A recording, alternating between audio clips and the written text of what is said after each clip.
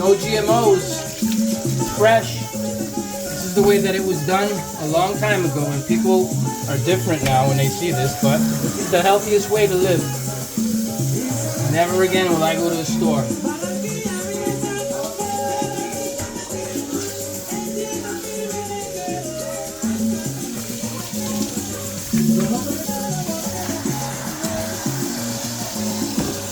Those are the gizzards, and this is the finished product right here. You can leave the head on if you choose to, but you know, this is the good old American chicken right here. Fresh, no GMOs, nothing that the government puts in your chicken. So we love it, and this is the way we eat. This is the way we're gonna eat. God bless us.